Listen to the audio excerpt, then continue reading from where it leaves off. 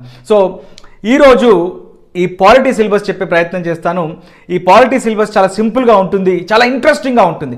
ఇప్పటి వరకు చేసిన అన్ని క్లాసెస్లో ఇది చాలా ఇంట్రెస్టింగ్గా ఉంటుంది. పాలిటీ సిలబస్ అనేది ప్రతి ఎగ్జామ్కి అంటే పోటీ పరీక్షలకు ప్రిపేర్ అవుతున్నటువంటి ప్రతి అభ్యర్థి దీన్ని చూడాల్సి ఉంటుంది. ఖచ్చితంగా దీన్ని చివరి వరకు చూసి నచ్చితే లైక్ చేయండి, నచ్చకపోతే డిస్లైక్ చేయండి. బట్ ఖచ్చితంగా ఛానల్ని సబ్స్క్రైబ్ చేసుకొని ఈ వీడియోని నలుగురు షేర్ చేయండి. ప్రతి ఒక్కరికి ఉపయోగపడుతుంది. భారతీయుడు అనే ప్రతి ఒక్కరికి ఉపయోగపడుతుంది వీడియో. ఇంగ్లీష్లో రాశాను ఇక్కడ టాపిక్స్, బట్ తెలుగులో ఎక్స్ప్లెయిన్ చేస్తాను. ఈ తెలుగులో ఇంగ్లీష్లో రెండిట్లలో బైలింగ్వల్ ఎక్స్ప్లెనేషన్ ఉంటుంది. శ్రద్ధగా జాగ్రత్తగా వినండి. ఇప్పుడు పాలిటీ సిలబస్, భారత రాజ్యాంగం యొక్క సిలబస్ ఎలా ఉంటుంది అంటే, ఫస్ట్ రాజ్యాంగం మనకు ఉనికిలోకి రావడానికి, రాజ్యాంగం మనకు తయారవడానికి, ఆ డ్రాఫ్ట్ తయారవడానికి మనకి దాని యొక్క చారిత్రక నేపథ్యం తెలియాలి. అంటే historical perspective of the Indian constitution అంటాం. మనకు 1773లో కంపెనీస్ చట్టాలు వచ్చాయి. మనకి కంపెనీ చట్టాలు అంటే బ్రిటిష్ ఈస్ట్ ఇండియా కంపెనీ అంటాం మనం దాన్ని. బ్రిటిష్ ఈస్ట్ ఇండియా కంపెనీ భారతదేశాన్ని పరిపాలించడం మొదలుపెట్టిన తర్వాత రెగ్యులేటింగ్ చట్టం, పిట్స్ చట్టం, కంపెనీస్ చట్టం, చార్టర్స్ చట్టం, కౌన్సిల్స్ చట్టం అని చెప్పి ఇలా డిఫరెంట్ చట్టాలు తీసుకురావడం జరిగింది. దాని తర్వాత 1909లో చాలా ఎగ్జామ్స్లలో అడుగుతున్న క్వశ్చన్ ఇది. 1909లో మార్లే మింటో చట్టం అంటే ముస్లింలకి సపరేట్ ఎలక్టోరేట్స్ అన్నట్టు, వాళ్ళకి సపరేట్ నియోజకవర్గాలు కేటాయించి వాళ్ళకి సపరేట్ వారికి మాత్రమే ఒక రిజర్వేషన్ టైప్లో ఇచ్చినటువంటి ఈ చట్టం మార్లే మింటో చట్టం. ఒక ల్యాండ్ మార్క్ వాటర్ షెడ్ చట్టం అంటాం దీన్ని. అదేవిధంగా 1919లో వచ్చినటువంటి మాంటేగ్ చెమ్స్ఫర్డ్ చట్టం అంటే మనకి శాసనసభలో 2 హౌసెస్ విభజించబడ్డాయి అన్నట్టు. అంటే ఒకటి శాసన మండలి, ఒకటి శాసనసభలాగా డిఫరెన్షియేషన్, డివిజన్ ఆఫ్ పవర్స్ అనేది చేయబడింది అన్నట్టు మాంటేగ్ చెమ్స్ఫర్డ్ చట్టం ద్వారా. అదేవిధంగా 1935లో వచ్చినటువంటి భారత ప్రభుత్వ చట్టము చాలా ఇంపార్టెంట్. ఎందుకంటే ఈ రోజు ఉన్నటువంటి భారత ప్రభుత్వ చట్టం 1935 నుంచి మాత్రమే తీసుకోబడింది. దాంతోపాటు ఈ భారత రాజ్యాంగాన్ని వివిధ రకాలైనటువంటి రాజ్యాంగాల నుంచి దీన్ని గ్రహించడం జరిగింది. అక్కడి నుంచి మనం బారో చేసుకున్నాము. ఇంగ్లీష్లో అయితే మనము we have borrowed Indian constitution from almost 60 countries. ఆ రాజ్యాంగ ప్రాతిపదిక ఏంటి, ఆ రాజ్యాంగ ఆధారాలు ఏంటి మనం చూసే ప్రయత్నం చేద్దాము. ఫస్ట్ ఇందులో రాజ్యాంగం పాలిటీ తెలుసుకున్నప్పుడు historical perspective of the Indian constitution, next making of the Indian constitution. అంటే భారత రాజ్యాంగాన్ని నిర్మించడానికి రాజ్యాంగ పరిషత్తు ఎలా ఏర్పడింది, రాజ్యాంగ పరిషత్తు ఏ రోజు ఏర్పడింది, ఆ రాజ్యాంగ పరిషత్తులో తాత్కాలిక అధ్యక్షుడు ఎవరు, శాశ్వత అధ్యక్షుడు ఎవరు, దానికి అడ్వైజర్ ఎవరు, తాత్కాలిక అడ్వైజర్ ఎవరు అని ఇలా డిఫరెంట్ చూడాల్సి ఉంటుంది. అందులో 22 కమిటీలు ఉన్నాయి. అందులో అడ్హాక్ కమిటీస్ ఉన్నాయి, పర్మనెంట్ కమిటీస్ ఉన్నాయి, సబ్ కమిటీస్ ఉన్నాయి. ఒక్కొక్క అంశానికి ఒక్కొక్క కమిటీ ఉంటుంది. ఆ కమిటీస్కి అధ్యక్షులు ఎవరు, ఆ కమిటీస్లో ఏమి వివరిస్తుంది అని తెలుసుకునే ప్రయత్నము మనము making of the Indian constitution, భారత రాజ్యాంగ నిర్మాణంలో తెలుసుకుంటాం. అదేవిధంగా మనకి features of the Indian constitution గురించి తెలుసుకుంటాం. తర్వాత features of the Indian constitution అంటే ఇది ఒక ఫెడరల్ స్ట్రక్చర్. ఇండియా ఇది union of the states but not the federation of the states.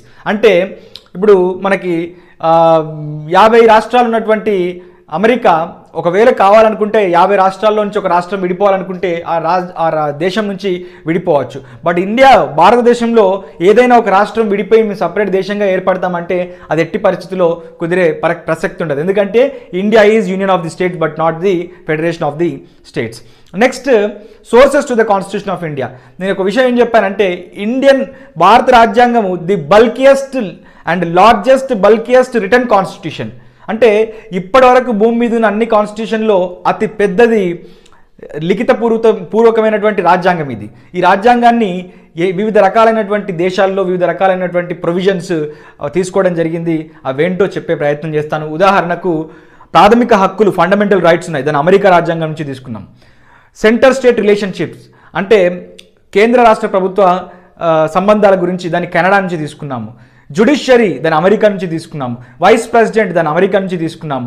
Parliamentary system of democracy దాన్ని యూకే నుంచి తీసుకున్నాము. Directive principles of state policy Ireland నుంచి తీసుకున్నాము. ప్లానింగ్ కమిషన్ రష్యా నుంచి తీసుకున్నాము. ఎమర్జెన్సీ పవర్స్ దాన్ని జర్మనీ నుంచి తీసుకున్నాము. రాజ్యాంగ సవరణ పద్ధతులు దాన్ని సౌత్ ఆఫ్రికా నుంచి తీసుకున్నాము. రైట్ టు లివ్, అది right to life or right to live, దాన్ని జపాన్ నుంచి తీసుకున్నాము. ఈ రకంగా మనము ప్రతి ఒక్క అంశాన్ని ఒక్కొక్క రాజ్యాంగం నుంచి తీసుకొని ది బెస్ట్ ఇన్ క్వాలిటీ రాజ్యాంగాన్ని తయారు చేయడం జరిగింది. ఈ రాజ్యాంగం తయారు చేసే డ్రాఫ్ట్ కమిటీకి డాక్టర్ బిఆర్ అంబేద్కర్ నాయకత్వం సారథ్యంలో జరిగింది. ఇదంతా కూడా he was the chairman of the draft committee of the constitution of India.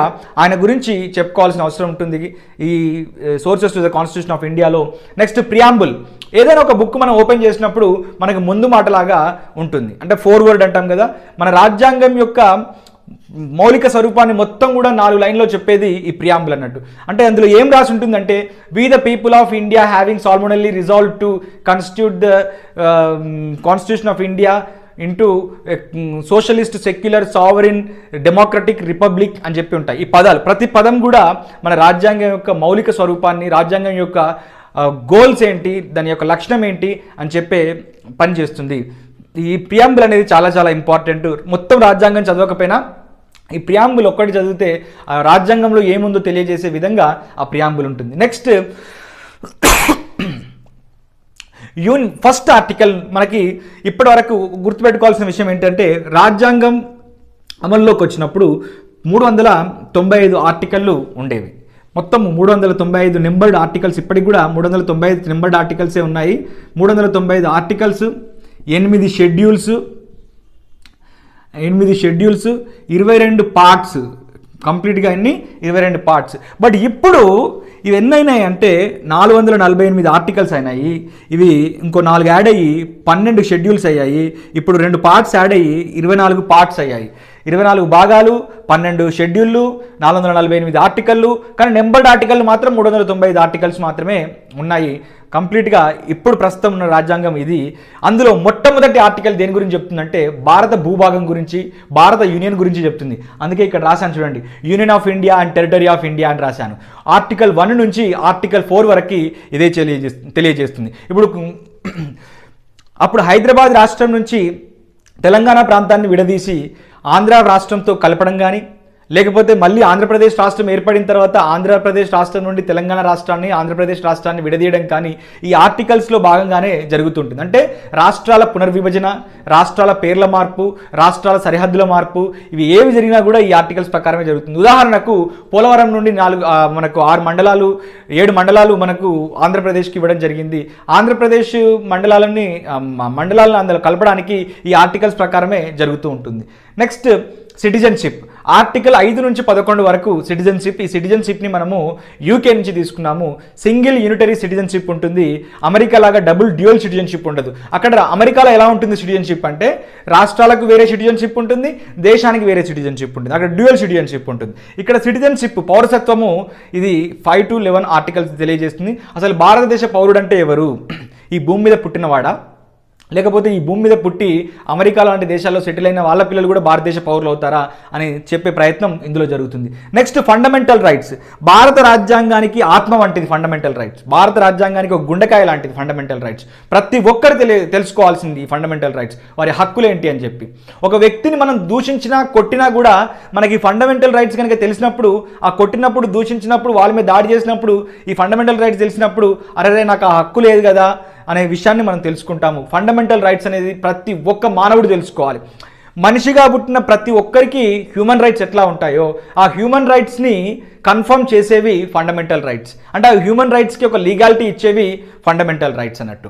Next directive principles of state policies. ఈ directive principles of state policies article 36 నుంచి 51 వరకు ఉంటాయి. ఫండమెంటల్ రైట్స్ ఆర్టికల్స్ ఏమో 12 నుంచి 35 వరకు ఉంటాయి.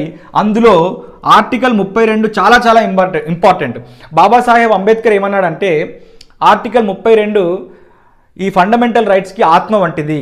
This is the heart and soul of the constitution or heart and soul of the fundamental rights అని చెప్పి బాబాసాహెబ్ అంబేద్కర్ దీన్ని అభివర్ణించడం జరిగింది. ఎందుకు అంటే, రాజ్యాంగ పరిహారపు హక్కులు అంటాము. ఇందులో మనకు రిట్స్ ఉంటాయి. అంటే ఇష్టం ఉన్నట్లు రాజ్యం, గవర్నమెంట్ ప్రజల మీద చర్యలు తీసుకోవడానికి ఉండదు, ఇష్టం ఉన్నట్టు అరెస్టులు చేయడానికి ఉండదు, ఇష్టం ఉన్నట్లు ప్రభుత్వ అధికారులు వ్యవహరించడానికి ఉండదు. అక్కడ రాజ్యాంగ పరిహారపు హక్కుల కింద, దాన్ని ఇంగ్లీష్లో కాన్స్టిట్యూషనల్ రెమిడియల్ రైట్స్ అంటాము. ఆ రైట్స్ ప్రకారము పౌరులకు చాలా పవర్ఫుల్ హక్కులు ఉంటాయి. Direct principles of state policies అంటే ప్రభుత్వము ఎలా దేశాన్ని డెవలప్ చేయబోతుంది, ఎలా దేశాన్ని డెవలప్ చేయాలి అని చెప్పి ప్రభుత్వానికి గైడ్ లైన్స్ ఇచ్చే ప్రక్రియ అన్నట్టు ఇదంతా ప్రాసెస్. ఆర్టికల్ 36 నుంచి 51 వరకు. నెక్స్ట్ ఫండమెంటల్ డ్యూటీస్ మొదట్లో లేదు, తర్వాత దీన్ని రాజ్యాంగ సవరణ చేసి దీన్ని ఇన్సర్ట్ చేయడం జరిగింది, పెట్టడం రాజ్యాంగంలో పొందుపరచడం జరిగింది. ఈ ఫండమెంటల్ డ్యూటీస్ ఏంటి అంటే ప్రతి పౌరుడు హక్కులను మాత్రమే అడిగితే ఎలా, ప్రతి పౌరుడికి హక్కులతో పాటు బాధ్యతలు కూడా ఉండాలి కదా అని చెప్పి ఈ ఫండమెంటల్ డ్యూటీస్ని రష్యా రాజ్యాంగం నుంచి, అప్పట్లో యుఎస్ఎస్ఆర్, ఆ రష్యా రాజ్యాంగం నుంచి తీసుకోవడం జరిగింది. Article 51A. ఇక్కడి వరకు అయితే ఖచ్చితంగా ఆర్టికల్ 1 నుండి ఆర్టికల్ 51A వరకు ప్రతి ఒక్క ఆర్టికల్ మీ నోట్లో ఉండాలి. పోటీ పరీక్షలకు ప్రిపేర్ అవుతున్న ప్రతి ఒక్కరికి మీ నోట్లో ఉండాలి ఖచ్చితంగా ఈ ఆర్టికల్స్. నెక్స్ట్ యూనియన్ గవర్నమెంట్, కేంద్ర ప్రభుత్వంలో మనకి యూనియన్ లెజిస్లేచర్ ఉంటుంది, జ్యుడిషియరీ ఉంటుంది, ఎగ్జిక్యూటివ్ ఉంటుంది. ఈ లెజిస్లేచర్లో మనకి రాజ్యసభ ఉంటుంది, లోక్సభ ఉంటుంది. రాజ్యసభలో అయితే ఎగువ సభ అంటాము, దీన్ని రాష్ట్రాల మండలి అంటాము. ఈ రాజ్యసభలో 250 మంది ఉంటారు. 250 మందిలో 233 మంది ఏమో రాష్ట్రాల నుండి నామినేట్ అవుతుంటారు 6 సంవత్సరాల కాలం పాటు. మిగతా 12 మందిని రాష్ట్రపతి నామినేట్ చేస్తుంటారు.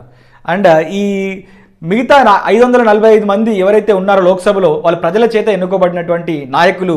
సో లోక్సభ దిగువ సభ, దీన్నే ప్రజల సభ అని అంటారు. రాజ్యసభనేమో పెద్దల సభ అని అంటారు. దీన్ని కూడా వెస్ట్ మినిస్టర్ మోడల్ని కాపీ కొట్టి తీసుకోవడం జరిగింది, అంటే యూకే నుంచి కాపీ కొట్టి తీసుకోవడం జరిగింది. నెక్స్ట్ రాష్ట్రపతి చాలా ఇంపార్టెంట్. రాష్ట్రపతి యొక్క అధికారాలు ఏంటి, ఆ రాష్ట్రపతి యొక్క విధులేంటి, రాష్ట్రపతి ఎలాంటి సందర్భాల్లో తన యొక్క పవర్ను యూజ్ చేసి ప్రభుత్వాన్ని కూడా ఓవర్టేక్ చేసి నిర్ణయాలు తీసుకోవచ్చు, ఎలాంటి పరిస్థితుల్లో శాసనసభలో లేనప్పుడు తను ఆర్డినెన్స్ జారీ చేయవచ్చు, ఎమర్జెన్సీ ఎప్పుడు అతను విధించవచ్చు అనే ప్రతి ఒక్క విషయము మనము ప్రెసిడెంట్ ద్వారా తెలుసుకుంటాం. ప్రెసిడెంట్ లేకపోతే వైస్ ప్రెసిడెంట్, ఈ ఆఫీస్ ఆఫ్ వైస్ ప్రెసిడెంట్ని మనం యూఎస్ఏ రాజ్యాంగం నుంచి తీసుకోవడం జరిగింది. దాని తర్వాత యూనియన్ లెజిస్లేచర్లో మనకి లోక్సభ అండ్ రాజ్యసభ ఉంటాయి. ఈ లోక్సభ రాజ్యసభలో పార్లమెంటరీ ప్రొసీడింగ్స్ ఎలా జరుగుతాయి, క్వశ్చన్ అవర్ అంటే ఏంటి, జీరో అవర్ అంటే ఏంటిది, కాల్ అటెన్షన్ మోషన్ అంటే ఏంటి, ఈ బిల్ ఎలా ప్రవేశపెడతారు, బిల్లులు ఎన్ని రకాలుగా ఉంటాయి, ఆర్డినరీ బిల్ అంటే ఏంటి, కాన్స్టిట్యూషనల్ అమెండ్మెంట్ బిల్ అంటే ఏంటి, రాజ్యాంగ సవరణ బిల్ అంటాం మనం. ఆర్డినరీ బిల్ అంటే సాధారణ బిల్ అంటే ఏంటి, రాజ్యాంగ సవరణ బిల్ అంటే ఏంటి, మనీ బిల్ అంటే ఏంటి, ఫైనాన్స్ బిల్ అంటే ఏంటి, ఇవన్నీ కూడా ఈ యూనియన్ లెజిస్లేచర్లో భాగంగా మనం ఇక్కడ నేర్చుకునే ప్రయత్నం చేద్దాం. నెక్స్ట్ స్టేట్ గవర్నమెంట్ అంటే రాష్ట్రాలు, రాష్ట్ర ప్రభుత్వాలకి ఒక గవర్నర్ ఉంటాడు. ఒక రాష్ట్రానికి కానీ 2-3 రాష్ట్రాలకు కలిపి కానీ ఒక గవర్నర్ ఉంటాడు. గవర్నర్ యొక్క అధికార విధులేంటి, గవర్నర్ యొక్క డిస్క్రిషనరీ పవర్స్ ఏంటో తెలియజేసే ప్రయత్నం చేస్తాను. నెక్స్ట్ స్టేట్ లెజిస్లేచర్లో మనకి ఆప్షనల్గా ఒక విషయం ఉంటుంది. స్టేట్ లెజిస్లేటివ్ అసెంబ్లీ మాత్రం ఖచ్చితంగా ఉండాల్సిందే, బట్ లెజిస్లేటివ్ కౌన్సిల్ ఉంటే ఉండొచ్చు, లేకపోతే లేదు. ఇప్పటివరకు అయితే 7 రాష్ట్రాల్లో ఉంది. ఆ రాష్ట్రాలు ఏంటి, ఎందుకు అక్కడ ఉంది, మిగతా రాష్ట్రాల్లో ఎందుకు లేదు, అసలు దానివల్ల ఉపయోగం ఏంటో తెలియజేసే ప్రయత్నం తర్వాత ఆ క్లాస్ చెప్పినప్పుడు చేస్తాను. నెక్స్ట్ ఇండియన్ ఫెడరల్ సిస్టమ్, భారత సమాఖ్య వ్యవస్థ. ఈ భారత సమాఖ్య వ్యవస్థలో భాగంగా సెంటర్ స్టేట్ రిలేషన్షిప్స్ ఉంటాయి. సెంటర్ స్టేట్ రిలేషన్షిప్స్ అంటే ఈ సెంటర్ స్టేట్ రిలేషన్షిప్లో కేంద్ర ప్రభుత్వానికి రాష్ట్ర ప్రభుత్వానికి ఉన్నటువంటి సంబంధాలు ఏంటి, నదీ జలాల పంపకాలు 2 రాష్ట్రాల మధ్యన ఎలా జరుగుతాయి, లేకపోతే 2 రాష్ట్రాల మధ్యన సరిహద్దుల పంపకం ఎలా జరుగుతుంది, 2 రాష్ట్రాల మధ్యన న్యాచురల్ రిసోర్సెస్ విభజన ఎలా జరుగుతుంది, లేకపోతే కేంద్ర రాష్ట్ర ప్రభుత్వం మధ్యన ఈ పన్నుల విభజన ఎలా జరుగుతుంది, అంటే ఈ డిజల్యూషన్ ఆఫ్ పవర్స్ ఎలా జరుగుతుంది, డివల్యూషన్ ఆఫ్ పవర్స్ ఎలా జరుగుతుంది, డివిజన్ ఆఫ్ పవర్స్ కేంద్ర రాష్ట్ర ప్రభుత్వాల మధ్యన సెంటర్ స్టేట్స్ మధ్యన ఎలా ఉంటుంది తెలియజేసే ప్రయత్నం ఇక్కడ చేస్తాను. గ్రూప్ 2, గ్రూప్ 1 ఎగ్జామ్ రాస్తున్న వాళ్ళకి, గ్రూప్ 3 ఎగ్జామ్ రాస్తున్న వాళ్ళకి చాలా ఇంపార్టెంట్ అది. Next local self governments. మనకి లోకల్ సెల్ఫ్ గవర్నమెంట్స్లో 2 రకాలుగా ఉంటాయి. ఒకటేమో గ్రామీణ ప్రాంతాల్లో పంచాయత్ రాజ్ వ్యవస్థ ఉంటుంది, మనకి పట్టణ ప్రాంతాల్లో, నగర ప్రాంతాల్లో మనకి మున్సిపాలిటీ వ్యవస్థ ఉంటుంది. 73వ రాజ్యాంగ సవరణ ప్రకారము పంచాయత్ రాజ్ ఇన్స్టిట్యూషన్స్, 74 రాజ్యాంగ సవరణ ప్రకారము మనకి మున్సిపాలిటీస్ ఉంటాయి, నగర పంచాయతీలు. ఆ నగర పంచాయతీల గురించి, మున్సిపాలిటీస్ గురించి, మున్సిపల్ కార్పొరేషన్స్ గురించి అందులో చెప్పే ప్రయత్నం చేస్తాను. అండ్ కాన్స్టిట్యూషనల్ అమెండింగ్ ప్రొసీజర్, భారత రాజ్యాంగాన్ని సవరణ చేయాలంటే ఇప్పటివరకు భారత రాజ్యాంగ సవరణ 100కు పైన సార్లు సవరణ చేయబడింది. అంటే రాజ్యాంగ సవరణ పద్ధతులు ఎన్ని రకాలుగా ఉంటాయి, దాంట్లో సింపుల్ మెజారిటీతో చేసే సవరణ ఎలా ఉంటుంది, స్పెషల్ మెజారిటీ అంటే ఏంటి, స్పెషల్ మెజారిటీతో చేసే సవరణ ఎలా ఉంటుంది, స్పెషల్ మెజారిటీ ప్లస్ సగానికంటే ఎక్కువ రాష్ట్రాల యొక్క అంగీకారంతో చేసే సవరణ ఎలా ఉంటుంది, 300 ఆర్టికల్ 368 ఈ రాజ్యాంగ సవరణ పద్ధతుల గురించి ఏం చెప్తుంది. ఈ రాజ్యాంగ సవరణ పద్ధతిని మనం సౌత్ ఆఫ్రికా నుంచి తీసుకోవడం జరిగింది. దాన్ని మొత్తం కూడా క్షుణ్ణంగా చెప్పే ప్రయత్నం చేస్తాను. నెక్స్ట్ ఎమర్జెన్సీ పవర్స్ ఆర్టికల్ 352 నుండి 360 వరకు పొందుపరచడం జరిగింది. ఈ ఆర్టికల్ 352 అంటే ఆర్టికల్ 352 జాతీయ అత్యవసర పరిస్థితి గురించి తెలియజేస్తుంది. దానికి 4 కలిపారనుకోండి, రాష్ట్రంలో విధించబడినటువంటి ప్రెసిడెంట్ రూల్ గురించి తెలియజేస్తుంది. అంటే రాష్ట్రాలలో విధించబడినటువంటి కాన్స్టిట్యూషనల్ ఎమర్జెన్సీ గురించి తెలియజేస్తుంది. దానికి 4 యాడ్ చేశారనుకోండి 360 అవుతుంది. 352కి 4 యాడ్ చేస్తే 356. 356 దేని గురించి తెలియజేస్తుంది, మనకి స్టేట్లో విధించేటువంటి ప్రెసిడెంట్ రూల్ గురించి, రాష్ట్రపతి పాలన గురించి తెలియజేస్తుంది. ఆ 356కి 4 యాడ్ చేస్తే 360 అవుతుంది. ఆ 360 దేని గురించి తెలియజేస్తుంది అంటే ఫైనాన్షియల్ ఎమర్జెన్సీ గురించి, ఆర్థిక అత్యవసర పరిస్థితి గురించి తెలియజేస్తుంది. ఇప్పటివరకు భారతదేశంలో ఆర్థిక అత్యవసర పరిస్థితి రాలేదు, అది క్షుణ్ణంగా చెప్పే ప్రయత్నం చేస్తాను. నెక్స్ట్, భారత రాజ్యాంగంలో చాలా కీలకమైనటువంటి అంశాలు ఏంటంటే రాజ్యాంగపరమైనటువంటి పదవులు, రాజ్యాంగపరమైనటువంటి ఆఫీసెస్ అంటాం మనం, సంస్థలు. ఈ సంస్థలు ఏముంటాయంటే మనకి election commission of India, controller and auditor general of India, UPSC, లేకపోతే state SPSC and attorney general of India, advocate general of India, finance commission, ఇలాంటివి ఉంటాయి.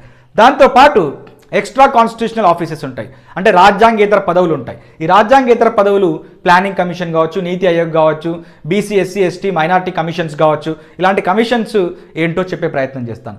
అండ్ ఫైనల్గా జ్యుడిషియరీ అనేది చాలా చాలా ఇంపార్టెంట్. ఈ జ్యుడిషియరీ ఆర్టికల్ 124 ప్రకారము సుప్రీంకోర్టు గురించి తెలియజేస్తుంది. ఆర్టికల్ 214 ప్రకారము రాష్ట్రాల్లో ఉండే హైకోర్టు గురించి తెలియజేస్తుంది. ఈ జ్యుడిషియరీ అనేది ప్రతి ఒక్కరు తెలుసుకోవాలి, ఎందుకంటే న్యాయ వ్యవస్థకి ఒక హైరార్కీ లైన్ ఉంటుంది. Supreme court, high court, district sessions court, munsif court, additional metropolitan courts, ఇలా ఒక హైరార్కీ ఉంటుంది. ఆ హైరార్కీ ద్వారా ఎలా ఆపరేట్ అవుతుందో తెలుసుకునే ప్రయత్నం మనం జ్యుడిషియరీలో చేస్తాము. దీంతో పాటు ఇప్పటివరకు నేను చెప్పాను 12 షెడ్యూల్స్ ఉన్నాయని చెప్పాను కదా. ఈ ఫీచర్స్ ఆఫ్ ఇండియన్ కాన్స్టిట్యూషన్లో రాజ్యాంగం యొక్క ముఖ్య అంశాల్లో ఈ 12 షెడ్యూల్స్ ఏంటో చెప్పే ప్రయత్నం చేస్తాను. చాలా చాలా ఇంపార్టెంట్. ఈ రాజ్యాంగాన్ని ఖచ్చితంగా తెలుసుకోవాల్సినటువంటి వ్యక్తులు ఎవరంటే భారత గడ్డ మీద పుట్టిన ప్రతి ఒక్కరు తెలుసుకోవాల్సిందే.